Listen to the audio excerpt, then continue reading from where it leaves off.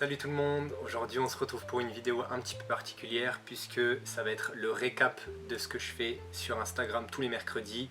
Donc le mercredi je fais une review manga soit d'un scan, soit d'une sortie manga ou d'un tome qui clôture une série. Et donc du coup je vous en parle très brièvement. Et donc aujourd'hui et tous les mois, chaque fin de mois, il y aura le récap du mois. Et donc cette vidéo, c'est le récap du mois de juin. De toute façon, je vous mets le timecode. Donc s'il y a des séries qui vous intéressent pas ou s'il y a des choses que vous voulez pas forcément spoil, même si je spoil pas, quasiment pas, ou sinon c'est le début du manga, donc dans tous les cas si vous le lisez vous allez apercevoir la même chose que ce que je vous dis. Donc vous avez le timecode. Et donc je vous laisse avec la suite de la vidéo. Et moi je vous dis à samedi pour une prochaine vidéo. Salut! Aujourd'hui on va parler de Search and Destroy, un manga d'Atsushi Kaneko qui réinterprète le fameux manga d'Osamu Tezuka, Dororo. C'est parti! Alors Search and Destroy, de quoi ça cause? Alors déjà dans un premier temps je dois vous parler de Dororo. Dororo, c'est l'histoire d'un jeune garçon qui perd 48 membres de son corps et qui doit les retrouver en tuant 48 démons. Ça se passe à l'époque Sengoku. L'œuvre date un petit peu puisqu'elle date de 1960-1970. Dans cette réinterprétation, on a droit vraiment à de beaux dessins, à vraiment une ambiance un peu cyberpunk, post-apocalyptique, où vraiment le héros principal détruit tout sur son passage pour retrouver justement les parties de son corps. C'est vraiment très bien fait, très bien dessiné. D'ailleurs le dessin prend tout son sens et il est assez sombre, donc ça donne encore plus de cachet à l'œuvre et je trouve que ça a été admirablement réinterprété. J'ai passé un très bon moment avec ce tome où j'en prenais plein les yeux tout le temps. C'est fort, c'est la façon dont le personnage principal a été totalement repensé, totalement redessiné, justement dans cet univers un peu futuriste où à la place d'avoir des sabres, il a des crochets. Son design a été repensé justement pour cet univers futuriste. Et c'est vraiment ça que j'apprécie. En plus, je trouve que le fait que ça soit une fille, vraiment ça, je sais pas, ça rajoute quelque chose en plus avec sa coupe un peu longue, etc. Le personnage vraiment il est vraiment très charismatique, mais vraiment une très très belle œuvre réinterprétée et les dessins sont vraiment sublimes. Un peu des fois dans le style BD, mais vraiment c'est de la très très haute qualité et du coup je vous le recommande vivement. En plus c'est en 3 tomes, donc le deuxième tome sort aujourd'hui, donc ça va être très très très rapide et en plus effectivement c'est intense dedans.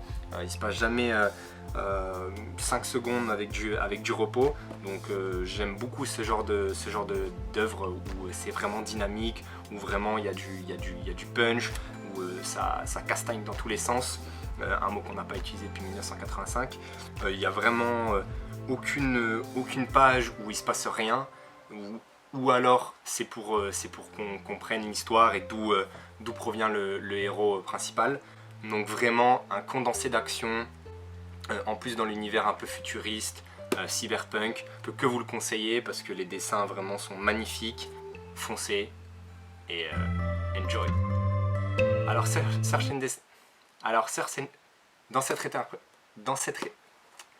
vraiment cette façon de réinterpréter. Salut tout le monde, aujourd'hui on se retrouve pour une nouvelle review manga. On va parler l'un de mes coups de cœur du moment, on va parler d'une œuvre que j'aime vraiment énormément et on va parler de Kaiju Number 8, dessiné et écrit par Naoya Matsumoto, prépublié dans le Jump Plus et qui sortira le 7 décembre chez Kazé. J'ai hâte, c'est parti! Alors Kaiju Number 8, de quoi ça parle? Déjà dans un premier temps, je dois vous dire que Kaiju, ça signifie monstre géant en japonais. Donc forcément, on va parler d'énormes monstres dans cette œuvre-là. L'histoire, c'est tout simplement Ibino Kafka qui est nettoyeur de Kaiju. nettoyeur, pas dans le sens où c'est lui qui extermine les monstres, mais dans le sens où lui, il intervient après que les monstres se soient fait exterminer. Il a 32 ans, il fait ça depuis longtemps. Son rêve, c'était de faire partie de l'unité de défense. L'unité de défense, c'est justement l'unité qui détruit les kaiju. Malheureusement, il n'a pas réussi à justement être dans cette unité-là. Donc, il nettoie tout simplement, il fait le ménage depuis un petit moment. L'unité de défense, elle est composée d'un commandant en chef qui, juste en dessous, sont composés, on va dire, de sous-commandants qui gèrent des unités différentes qu'on appelle des divisions.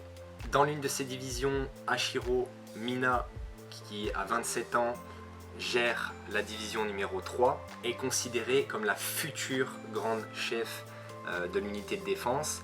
Et bizarrement, à travers des flashbacks, on s'aperçoit que elle, enfant, et Ibino Kafka, enfant, se connaissent et qui se sont fait certaines promesses, dont l'une est de faire partie de l'unité de défense.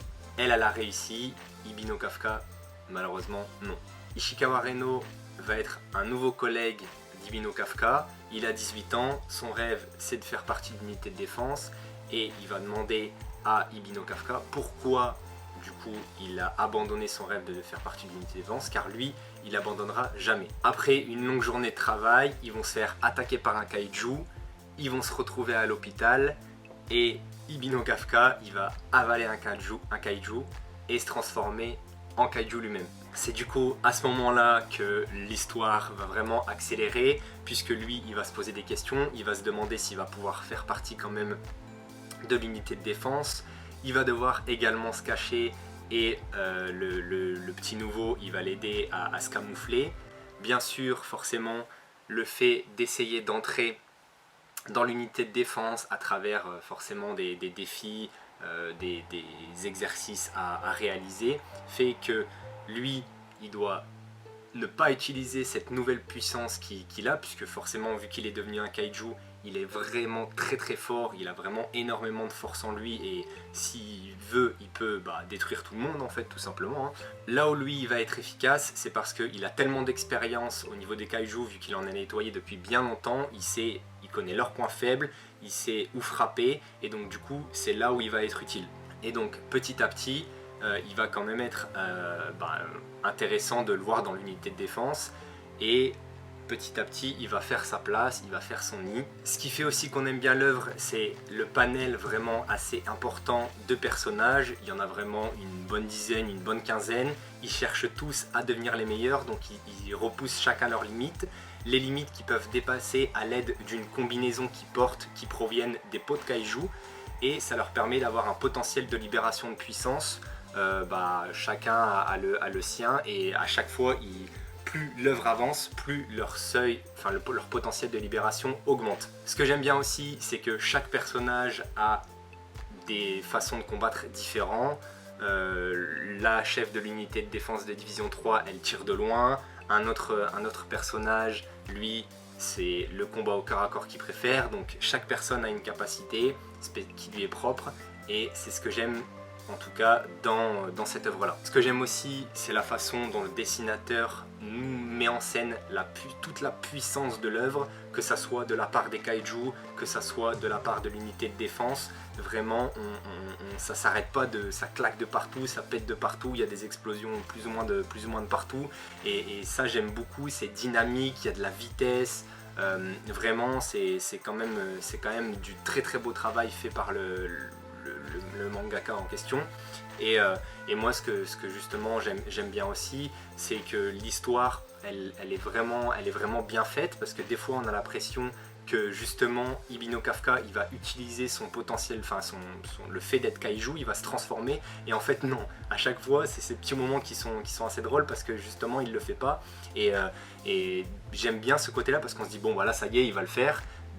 C'est dans les œuvres classiques, et en fait il le fait pas, et jusqu'à un jour peut-être où il le fera, mais c'est ça aussi que j'aime bien. Ce qui est fort aussi dans l'œuvre, c'est que Ibino Kafka n'est pas le seul kaiju humanoïde, il y en a plusieurs qui apparaissent, et il y en a un qui revient assez souvent, et donc du coup on va se demander, déjà on sait même pas forcément d'où ils proviennent.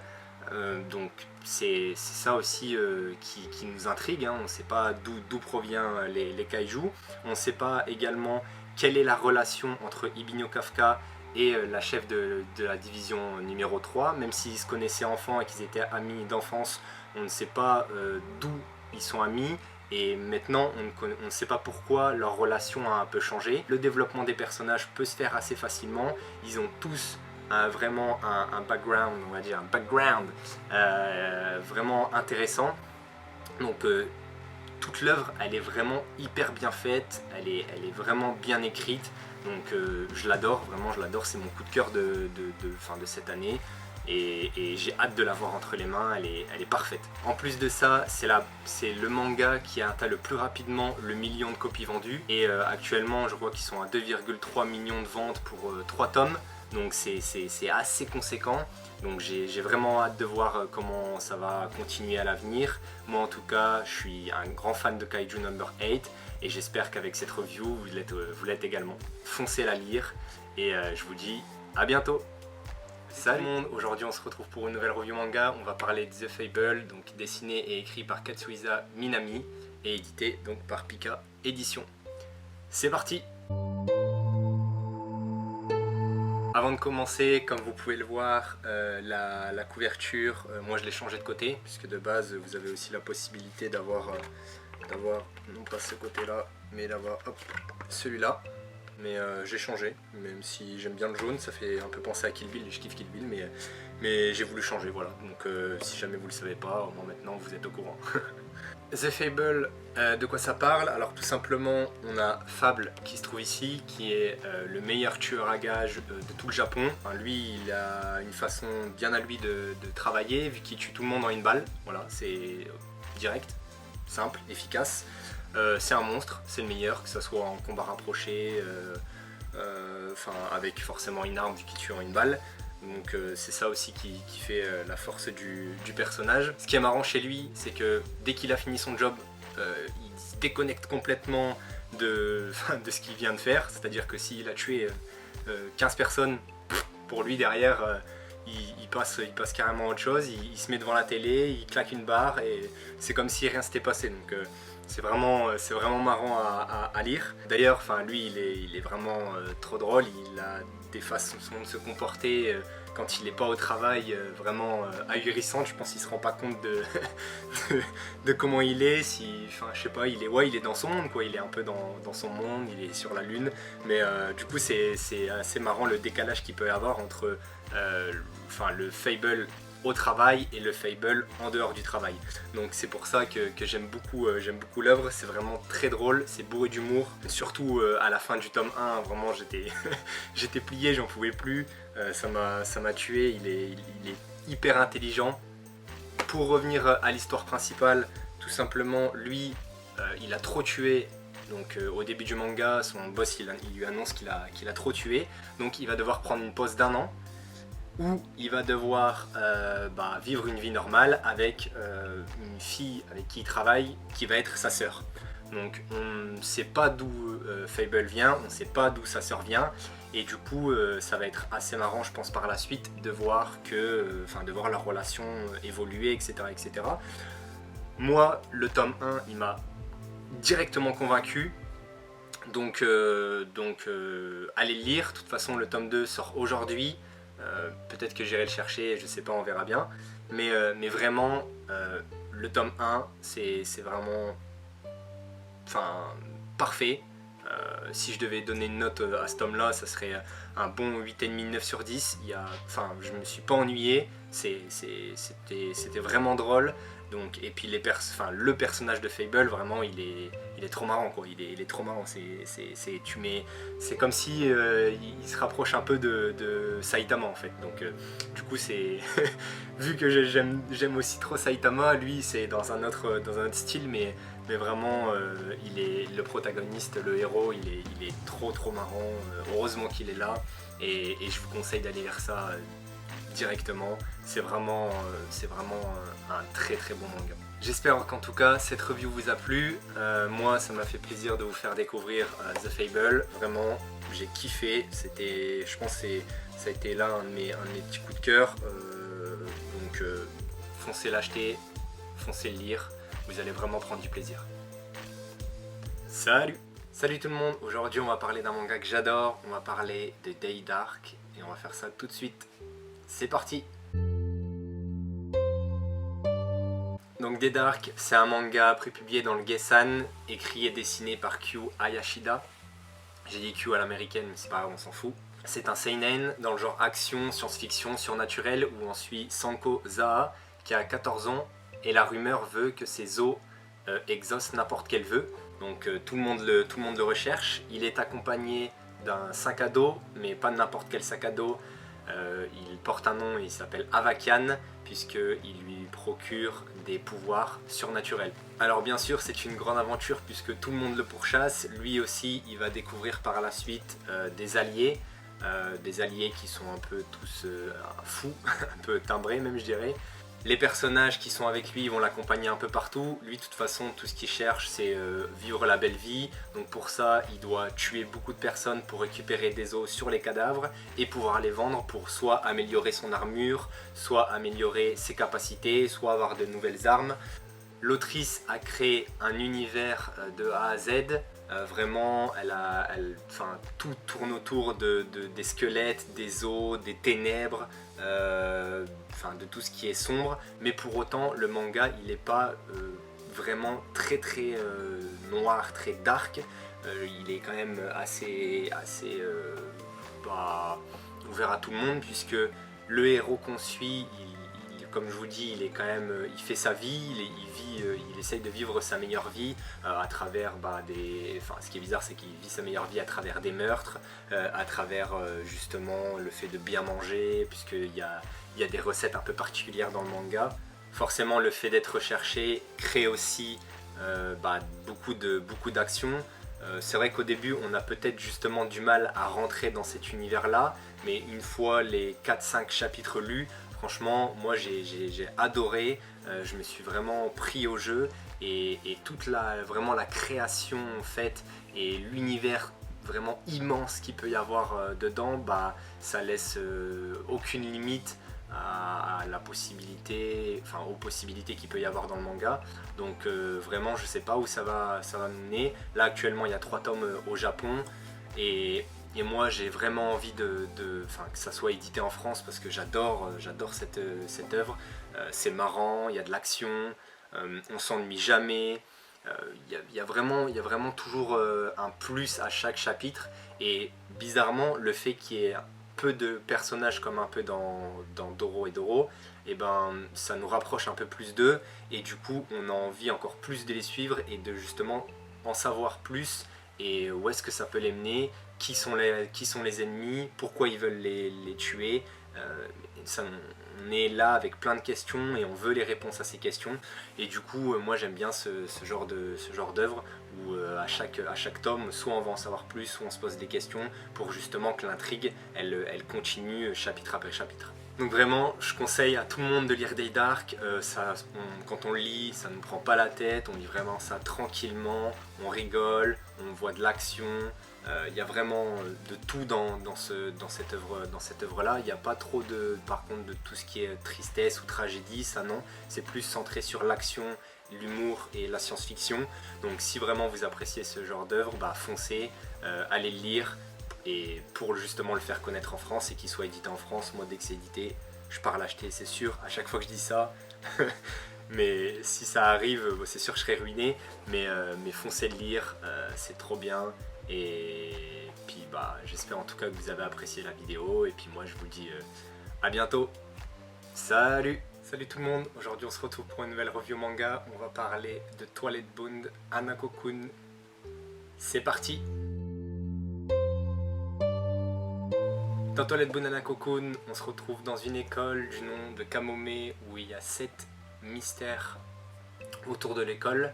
Nous, on va suivre Nene Yashiro qui justement va essayer d'en savoir un peu plus au niveau d'un des mystères. En gros, sa copine, elle lui annonce que si on frappe 3 fois à la porte des toilettes des filles, de la troisième, je crois que de la troisième toilette des toilettes des filles, il y a un fantôme qui va sortir et qui va exaucer un vœu.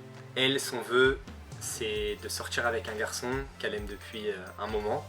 Et ce qui est marrant, c'est que le fantôme qui va en ressortir, déjà, c'est pas une fille, c'est un garçon. Il est dans les toilettes des filles, mais c'est un garçon. Et qui va pas forcément lui donner un pouvoir magique pour qu'elle soit, enfin pour que le mec tombe amoureux d'elle, mais il va lui donner un guide. Et au début du premier chapitre, ils vont essayer plein de méthodes, par exemple lui faire un beau petit plat à manger, lui donner une petite lettre, lui avouer ses sentiments, et tout va échouer. Donc c'est assez marrant le début du manga. Et justement, avec le temps, ça va les relier. Ce qui va se passer, c'est que Néné, elle va avaler une écaille de sirène qui, normalement, si l'autre personne qu'on aime l'avale, et ben on tombe forcément amoureux, mais on est sous l'emprise d'un sortilège. Sauf que il n'y a que Néné qui va l'avaler, elle va se transformer en poisson, et ce qui se passe dans ces cas-là, c'est que la sirène, elle veut venir avaler celle qui a avalé son écaille, mais Hanako-kun, donc le fantôme, il va pas vouloir, il va tuer la sirène, et du coup il va demander à Néné qui est transformé en poisson, est-ce que tu veux que je te fasse redevenir humaine? Et si oui, dans ces cas-là, le vœu sera exaucé, et du coup par contre tu m'en devras une. Et donc ce qui fait, c'est que elle dit oui, et ce qui se passe, c'est que lui, il avale l'autre écaille, et du coup, ils sont reliés ensemble. Ils sont pas forcément amoureux, mais ils sont reliés tous les deux. Ils sont par cette malédiction. Et Néné Yashiro, elle redevient humaine. Du coup, par la suite, on va voir déjà un deuxième mystère de l'école. Donc le premier, c'est Hanako-kun.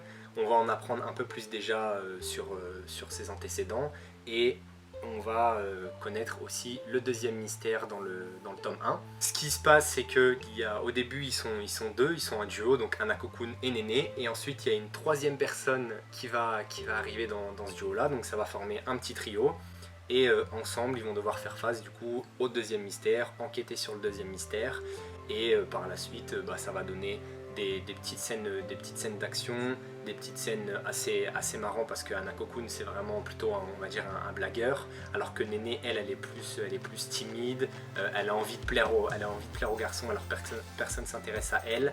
Et la troisième personne, je peux pas dire, mais il complète bien ce trio.